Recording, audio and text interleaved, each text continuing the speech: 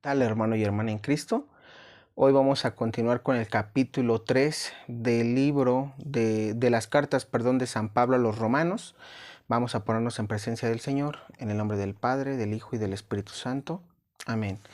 Ven Espíritu Santo y llena los corazones de tus fieles y enciende en ellos el fuego de tu amor. Envía, Señor, tu Espíritu y todo será creado y renovarás la faz de la tierra. Ave María, gratia plena, Dominus tecum, benedicta tu in mulieribus, et benedictus fructus ventris tui, Iesus. Sancta Maria, Mater Dei, ora pro nobis peccatoribus, nunc et in hora mortis nostre. Amén. Nos cubrimos con la preciosa sangre de nuestro Señor Jesucristo, en el nombre del Padre, del Hijo y del Espíritu Santo. Amén. Listo. Vamos a leer el capítulo 3 de la carta de San Pablo a los Romanos. Escuchemos. Dice, ¿cuál es la ventaja de ser judío? Entonces, ¿cuál es la ventaja de ser judío? ¿Cuál la utilidad de la circuncisión? Grande, bajo todo punto de vista. En primer lugar, fue a los judíos a quienes confió Dios su palabra. Es verdad que algunos de ellos no les respondieron, pero ¿hará su infidelidad que Dios no sea fiel? Ni pensarlo. Se comprobará que Dios es fidelidad mientras que el hombre siempre defrauda, como dice la Escritura. Será probada que tus palabras son verdaderas y saldrás vencedor si te quieren juzgar. Pero si nuestra maldad demuestra que Dios es justo, hablando a lo humano se podría preguntar, ¿no es Dios injusto al castigarnos? De ninguna manera, pues si no, ¿cómo podría Dios juzgar al mundo? Pero tal vez replicarán, si la mentira mía hace resaltar la verdad de Dios, aumentando así su gloria, ¿cómo me tratarán de pecador? Muy bien, entonces hagamos el mal para que venga el bien. Algunos calumniadores dicen que esta es nuestra enseñanza, pero tendrán que responder de tales palabras. ¿Tenemos entonces alguna superioridad? Sí y no. Acabamos de demostrar que todos, judíos y no judíos, están bajo el dominio del pecado. Y como dice la Escritura, no hay nadie bueno, ni siquiera uno, no hay ningún sensato, nadie que busque a Dios. Todos se han extraviado, ya no sirven para nada. No hay quien obre el bien, ni siquiera uno. Su garganta es un sepulcro abierto, y con su lengua urden engaños. Sus labios esconden veneno de serpiente, y su boca está llena de maldiciones y amargura. Corren a donde puedan derramar sangre. Detrás de ellos dejan ruina y miseria. No conocen el camino de la paz. El temor de Dios es lo que menos recuerdan. Pero sabemos que todo lo que dice la Escritura está dicho para el mismo pueblo que recibió la ley. Que todos, pues, se callen y el mundo entero se reconozca culpable ante Dios, porque en base a la observancia de la ley, no será justificado ningún mortal ante Dios. El fruto de la ley es otro, nos hace conscientes del pecado. Y aquí nos detenemos un poco porque esto también es muy bueno porque nos está hablando aquí San Pablo. Primero, bueno, está anunciándoles, ¿no? Lo que habíamos visto el capítulo pasado, que ellos son el pueblo elegido de Dios, que ellos han sido circuncidados y pareciera que les dice a los judíos, oye, entonces, o más bien los judíos se preguntarían, ¿no? Entonces no vale la pena ser del pueblo de Dios, de las 12 tribus de Israel, no vale la pena estar circuncidado, no vale la pena haber recibido nosotros la enseñanza de los mandamientos del decálogo. Entonces aquí San Pablo les dice, no es así. Es decir, Dios va o sea, Dios de alguna u otra manera va a juzgarnos y finalmente se remite a qué? A la ley, a los mandamientos, porque precisamente Pablo dice algo muy importante al terminar esto. La ley nos hace conscientes de que somos pecadores. No hay nadie que no haya cometido pecado, dice San Pablo a los romanos. Y esto es muy cierto, ¿por qué? Y ojo, aquí le toque al que le toque o a la que le toque. ¿Por qué? Porque recordemos algo. Generalmente, y eso quiero hacerlo, quiero ponerle mucho énfasis, hay personas que me ha tocado conocer y que obviamente no voy a yo a cometer esta parte de juzgarlas, pero sí hacer la aclaración y la observación, porque tenemos que denunciar el pecado. ¿Qué es el pecado? No al pecador, el pecado. ¿Qué es el pecado? Que hay personas que piensan que por estar en la iglesia, que piensan que por servir, que piensan que porque ya son ministros de la Eucaristía, que piensan que porque, digámoslo así, aportan económicamente o ayudan al sacerdote, pues obviamente ellos ya no necesitan confesarse. Para ellos esas obras son suficientes y son, digamos, aptos o más bien merecen el reino de los cielos. Y cuidado, eso pasa mucho en el servicio. Hay que tener cuidado, y lo sé porque hay personas que sé que me ven que están sirviendo en la iglesia. Tengan mucho cuidado con eso, porque ya San Pablo aquí nos está reprendiendo. Nadie, si fuera por la ley, si Dios nos va a juzgar por la ley, ni todos, así les digo, todos nos iríamos al infierno. Y hablo de todos, de ti, de mí, aunque yo te esté predicando aquí la palabra de Dios. Todos nos iríamos al infierno. ¿Por qué? Porque desde el Antiguo Testamento, Adán y Eva tenían solamente un mandamiento, uno. No tenían toda la Sagrada Escritura. No estaba escrito este libro todavía. Adán y Eva solamente, nuestro Padre Eterno Yahvé les había dicho: no coman de ese fruto. Un mandamiento, y un mandamiento fue el que violaron. Entonces, imagínense, nosotros que tenemos más de 10, ¿no? 10 como tal, y de ahí se resumen los demás, pero tenemos estos más de un mandamiento, y imagínense, si Adán y Eva no pudieron cumplir uno, pues imagínate todos, ¿no? Entonces ya desde ahí uno es consciente. Ahora tú lo vas viendo a través de la historia, lo ves con Noé. Precisamente por eso vino el diluvio, lo ves con lo de la Torre de Babel, y precisamente vino el cambio del don de lenguas, más bien vino el cambio de las lenguas. Después tenemos también lo de Sodoma y Gomorra. Es decir, nadie ha venido cumpliendo la ley. Tenemos a todos los profetas.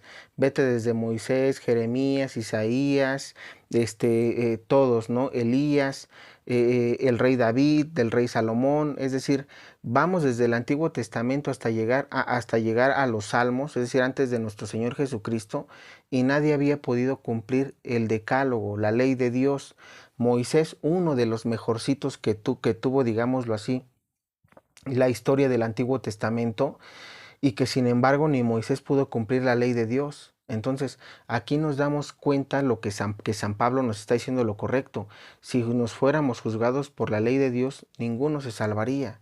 Y entonces, ¿para qué ahora dice San Pablo? ¿Para qué sirve la ley de Dios? Ah, bueno, tiene dos objetivos. Recordemos que con nuestro Señor Jesucristo, Él es el primer hombre y Dios, pero también como hombre, en cumplir que la ley de Dios. Sí, al igual que nuestra madre, la Virgen María. Y ojo, aquí vamos a hacer un paréntesis que también vamos a explicar posteriormente, pero ahorita lo voy a dejar aquí porque no quiero que luego en los comentarios me van a decir: no estás endiosando a María. No, como criatura ella también estuvo llena de gracia, por eso es la llena de gracia, y no lo digo yo, fue un mensaje de Dios Padre, que dio San Gabriel cuando vio a la Virgen María. Alégrate, llena de gracia. O sea, nuestra madre estaba llena de gracia. ¿Qué es eso? Estaba sin pecado. Entonces, ojo, a ver, entonces aquí estamos hablando obviamente de nuestro Señor Jesús. Él vino a cumplir la ley, ¿sí?, de Moisés. Después de cumplir la ley de Moisés, más adelante vamos a ver que ahora nosotros no somos salvados. ¿Por qué? Por cumplir la ley, sino por seguir a Cristo, imitar a Cristo. Es decir, ya no las pone más fácil nuestro Señor Jesús. ¿Cómo? ¿Cómo nos los pone más fácil? Bueno, nos da el sacramento de la confesión. ¿Sí? A través de la confesión de nuestros pecados es como nosotros podemos llegar a estar en gracia. ¿Por qué? Porque Él sabe que tarde o temprano vamos a caer como nuestros antepasados. Vamos a querer cumplir la ley, ¿y qué va a pasar? Vamos a caer. Pero con el sacramento de la confesión, ¿qué es lo que pasa? Bueno, es como, es como cuando un niño empieza a caminar, empieza a aprender a caminar, se cae, se levanta y vuelve a caminar, se vuelve a caer, se levanta y vuelve a caminar. Lo mismo, la confesión es lo mismo. Si tú caes, porque caes en el pecado, lo confiesas, vuelves a luchar para no caer en el pecado. Si te caes, para eso está el sacramento de la confesión. Ahora, Obviamente aquí habíamos analizado dos cosas, que primero debes hacer tu confesión general de vida. Para ello, obviamente aquí San Pablo, te repito lo que dice al final, el fruto de la ley es otro, nos hace conscientes del pecado. Las leyes, los mandamientos de Dios nos sirven precisamente para eso, para que nosotros seamos conscientes de que somos pecadores, que yo robo, que yo miento, que yo cometo adulterio, que yo tengo malos pensamientos, que yo deseo los bienes ajenos, que yo mato sentimientos de personas, no necesariamente físicamente, que yo no honro a mi padre y a mi madre, que no voy a misa los domingos, que juro en el nombre de Dios en vano, que no lo amo sobre todas las cosas, porque cada que me paro no me persino ni le doy gracias y me voy al trabajo, me voy a la escuela, desayuno, me baño y nunca me acordé de Dios. Para eso nos hace, por eso ese es el fruto de los mandamientos, hacernos conscientes y decir, cuando tú le compartes a una persona, ¿haces esto? La persona que te va a decir, se hace consciente y te va a decir, no. Entonces, ¿qué es lo que debe hacer? Pues hacer su confesión. Recordemos que ahorita pues tenemos la confesión de vida para todos aquellos que la quieran hacer. Mándenos un correo. Si no tienes todavía tu confesión de vida, vamos a dejar el correo en el primer comentario para que nos mandes un mensaje. Nosotros te hacemos llegar la guía de la confesión de vida que consta de 65 hojas y precisamente aquí viene esa otra parte que les quiero compartir, tu examen de conciencia. Es eso, la guía de confesión de vida es tu examen de conciencia. Te ayuda a ver en qué le has fallado a Dios desde que tienes memoria, desde que eres pequeño, para que tú puedas confesar esos pecados. Es muy importante que hagamos la confesión porque nos estamos reconociendo pecadores y que necesitamos de la ayuda y de la gracia de Dios, de su perdón y de su ayuda para después de allí no seguir pecando. Y pues bueno, prácticamente de eso nos habla aquí San Pablo y luego dice, creer es el camino de la salvación. Ahora se nos ha revelado cómo Dios nos hace justos sin hablar de la ley, pero ya lo atestiguaba la ley y los profetas, mediante la fe según Jesucristo Dios. Reordena y hace justos a todos los que llegan a la fe. No hay distinción de personas, pues todos pecaron y están faltos de la gloria de Dios, pero todos son hechos justos, gratuitamente y por pura bondad, mediante la redención realizada en Cristo Jesús. Dios los puso como la víctima cuya sangre nos consigue el perdón, y esto es obra de fe. Así demuestra Dios cómo nos hace justos, perdonando los pecados del pasado que había soportado en aquel tiempo. Y demuestra también cómo nos reforma en el tiempo presente. El que es justo nos hace justos. Por la fe cristiana y ahora, ¿dónde están nuestros títulos? Fueron echados fuera. ¿Quién los echó? La ley que pedía obras, no, otra ley, que es la fe. Nosotros decimos esto, la persona es hecha justa por la fe y no por el cumplimiento de la ley. De otra manera, Dios sería solo Dios de los judíos, ¿no lo es también de las demás naciones?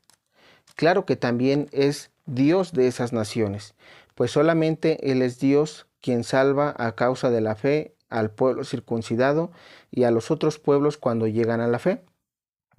¿Creen ustedes que con la fe suprimimos la ley? De ninguna manera, más bien la colocamos en su verdadero lugar. Y listo, aquí vemos palabra de Dios, te alabamos Señor. Aquí vemos algo muy importante, ¿por qué? Porque Pablo culmina con esta parte, es decir, la salvación viene ahora de Cristo Jesús por la fe. Ahora, anteriormente se decía que el que cumplía la ley, digamos, tenía la vida eterna, ¿no? Después de que nuestro Señor Jesucristo llegue, dice, pues es que nadie ha cumplido la ley, ¿no? ¿Cómo van a tener vida eterna si nadie puede cumplir la ley? Solamente son hipócritas, enseñan pero no cumplen, ¿no? Los que conocen la ley enseñan pero no cumplen, entonces no diríamos están equivocados. Por eso viene y aquí San Pablo dice, a través de su sangre, a través de su sacrificio, de su muerte, resurrección, precisamente Él cargó todos nuestros pecados y murió con ellos en la cruz. ¿Para qué? Para resucitar y vencer a la muerte, vencer todo eso que nosotros no podíamos cumplir y que nos hacía morir. Precisamente por eso se dice que ahora si tú crees en Cristo, pues es decir, tener fe. Vivimos por fe. ¿Qué es la fe? Creer en Cristo.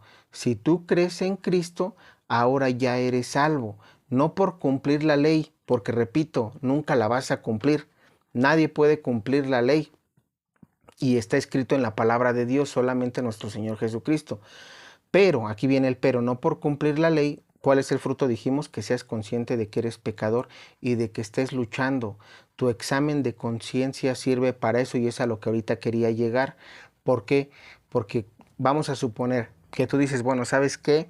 Yo tengo un pecado muy fuerte. Yo soy muy mentiroso o soy muy mentirosa. ¿Qué es lo que pasa? Cuando tú haces, digamos, puedes tener un calendario, ¿no? Del 1 de enero al 31 de diciembre de 2022. Si tú en cada día, vamos a suponer que en enero todos los días mentiste. En febrero mentiste de los 28 o 29 días, un día no mentiste. Entonces, todos son tache y solamente hay una palomita. En marzo, tal vez hubo 2 días en que no mentiste. En abril, 3 días que no mentiste. De los 30 días, 3 días no mentiste. Y así tú vas a ir, es decir, a eso se le llama un crecimiento espiritual. En cuanto tú te vas haciendo consciente de que eres pecador y que conoces de la ley, te confiesas y ¿qué es lo que vas a procurar hacer? No pecar más en ese mismo, digamos, pecado. O por lo menos, ¿y cómo no pecar más en ese mismo pecado? Algunos, según su conversión y también sus ganas de querer no fallarle a Dios, pueden a veces rápidamente cumplir o digamos dejar su examen de conciencia con puras palomitas, ¿no? Hay algunos a los que les cuesta más, pero no es imposible. Si por ejemplo a ti te cuesta más, tienes tu calendario para decir, ¿sabes qué? Este mes en este pecado 5 veces no pequé, 5 días no pequé. De 30, 5 días no. De 31, 3 días no. De 30 otra vez, 7 días no. Eso es lo que te va a llevar a la santidad y el que tú luches. Precisamente por eso debes de hacer tus exámenes de conciencia para saber si estás teniendo un crecimiento espiritual para llegar a ser santo o estás cometiendo el mismo pecado y diario estás con lo mismo. Entonces, si diario estás con lo mismo, entonces ahí no hay fe. No eres salvo ni por cumplir la ley, ni eres salvo porque muchos pueden decir, no, pero yo creo en Cristo. Sí, pero si crees en Cristo, debes de tener un crecimiento espiritual. De los 365 días que tiene un año, tal vez este año está empezando tu conversión. Bueno, por lo menos 5 días, sí tuviste que no haber pecado en ciertos mandamientos de la ley de Dios. Para el año que viene, de 365 días, tal vez 20 días no pecaste. Y en esos 20 días, eso Dios te lo va a tomar en cuenta. ¿Por qué? Porque entonces ahí sí hay una fe muy baja, digámoslo así, pero está en crecimiento. ¿Por qué? Porque está habiendo una lucha en tu carne, en ti, en decir, yo Señor creo en ti, tengo fe en ti, moriste por mí en la cruz, derramaste tu sangre por mí y yo quiero seguirte, pero no puedo, soy débil, ayúdame.